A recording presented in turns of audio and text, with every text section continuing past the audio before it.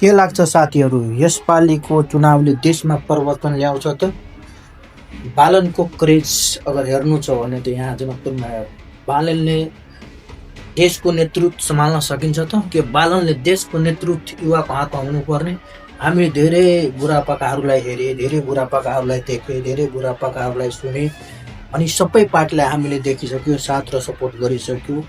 यसपालि नयाँ उमङ्ग, नयाँ जोस, नयाँ युवाको साथमा देशको अगाडि बढ्नु र देशको नेतृत्व युवाको हातमा दिनु पर्यो र देशको नेतृत्व सम्हाल्नको लागि एकचोटि युवालाई पनि मौका दिनु पर्यो, हेर्नु पर्यो कि वास्तविकमा देशलाई युवाले चलाउन सक्दो रहेछ या छैन, यो त हेर्नै पर्यो। र बालनको क्रेज वास्तविकमा बालनले गरेको आजसम्म जुन आफ्नो 4 सालको अवधिमा जुन एउटा काठमाडौँमा उम्मेदवारी दिएर, स्वतन्त्रबाट उम्मेदवारी दिएर जुन आफ्नो भूमिका निभाउनु भएको थियो, त्यो भूमिका वास्तविकमा आजसम्म कसैले देशमा त्यस्तो भूमिका निभाएको थिएन र त्यस्तो विकास गरेको थिएन, त्यस्तो केही गरेको थिएन। मलाई यो लाग्छ कि बालनले देशको नेतृत्व उसलाई सोच्नु पर्यो। देशले उसलाई खोजेको छ, देशको जनताले उसलाई रोजेको छ। देशमा परिवर्तन चाहिन्छ, शासन सुशासन कायम गर्नुको लागि परिवर्तनको जरुरत छ, युवाहरूको जरुरत छ।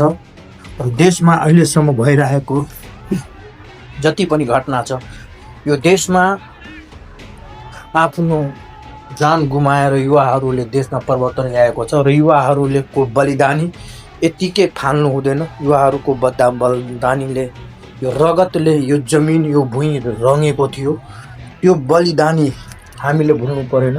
युवाहरूको साथ र सपोर्ट हामीले दिनैपर्छ र हामीलाई नयाँ उमङ्ग, नयाँ जोसको साथमा यसपालिको चुनावमा जसरी भए पनि हरेक सिटमा राष्ट्रिय स्वतन्त्र पार्टीको घन्टी छापमा भोट हाल्नै पर्छ र राष्ट्रिय स्वतन्त्र पार्टीलाई साथ र सपोर्ट दिनुपर्छ।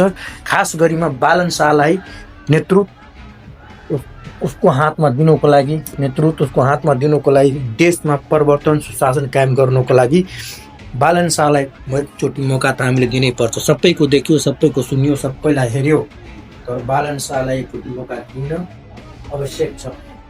यो देशमा आमा बुबाले गुमाएको आफ्नो सन्तान र देशलाई बलिदानी दिएको युवाहरूको रगतले रङ्गिएको यो तिरङ्गा, युवाहरूको रगतले रङ्गिएको यो माटो, त्यो खोजिरहेको छ, त्यो सोधिरहेको छ।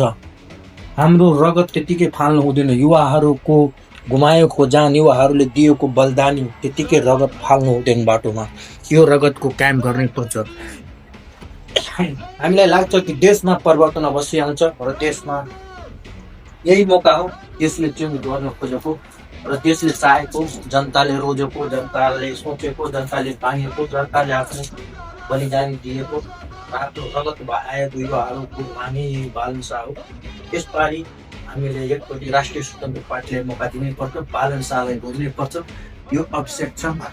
हामीले धेरै युवा, धेरै पार्टीहरूलाई देख्यौँ, धेरै रोज्यौँ, धेरै सुन्यौँ, धेरै गायो, धेरै खायौँ, तर यसपालि मासु दारूमा नबिक्नु होला। कुनै पनि राजनैतिक दलहरूको बिचमा मासु दारू रक्सी पानीले लोभको 2 पैसाको लोभले आफ्नो भोटको किमत नगुमाउनु होला। भोटको महत्व के हुन्छ, भोटको किमत के हुन्छ, एक भोटले गुन्ड भइदिन्छ र यो भोटको एउटा भोटले देशलाई परिवर्तन ल्याउन सक्छ, एउटा भोटले देशलाई शासन सुशासनमा ल्याउन सकिन्छ।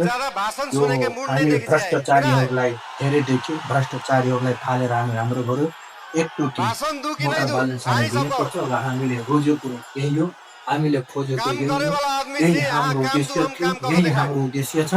हामीले मागेको, हामीले सोचेको, हामीले बुझेको यही हो, किनकि देशको नेतृत्व बालन शाहलाई दिनुपर्छ। किनकि बालन आजको डेटमा के छ, कस्तो छ, सबैले हेरेको छ बालनको काम। बालनले 4 सालको अवधिमा गरेर देखाएको आफ्नो एउटा भूमिका छ।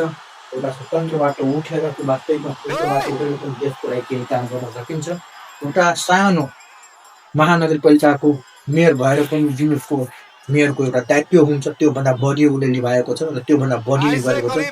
हरेक ठाउँको मेयरलाई देखे, जति जसले जे गर्यो होइन, तर बालन एउटा स्वतन्त्र भएर जे गरिदियो एउटा महानगरपालिकामा बसेर त्यो अहिलेसम्म केही रेकर्ड छैन। विश्व र के जुन सबसे उसले प्रसिद्ध विवाह स्वतन्त्रबाट लडेर एउटा प्रसिद्ध देशमा जोड़ी जुन उमङ्ग रामचंद्र ल्याएको जानकी थियो, के देशमा विवाह जुन स्थल एउटा में विवाह होइ छै, जागरुक लेकिन फैलाएको थियो, आप सब देशमा मधेसिया युवाहरूमा लोग जुन सब एउटा नेपाली लोग सब उमङ्ग जोस एस्टिमेशन वही जगाएको करेला थियो, त्यो जैसे बालेले जगाएको थियो।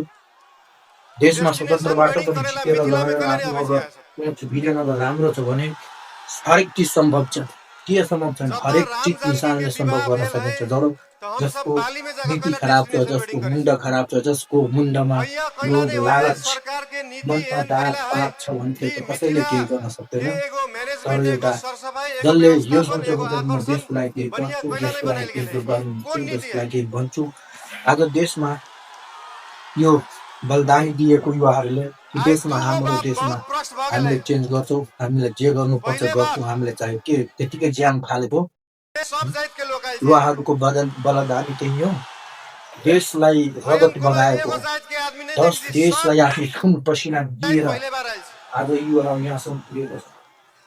दोसर बात देशलाई आफ्नो आमा बुवाले अरे आफ्नो जनकपुर सन्तानलाई कुर्बानी गरेर के यहाँसम्म लागि आएको। आज से एक साल त्यसै पहले कारणले त्यो जनकपुर गुण गोल्ड से हुँदैन, त्यो जीतल रहे भनेको कप यो कुरा याद राख्नु होला साथीहरू। जय नेपाल, जय राज, तो जय घन्टी। ऊ जिताए कमेन्ट, खुसी शेयर, हुँदैन र लाइक गर्नुहोला र पूरा आफ्नो मधेस खुसी भेल प्रतिक्रिया छैन पूरा दिनुहोला नेपाल यो खुसी भेल छैन भिडियोप्रति। तपाईँको चाहना के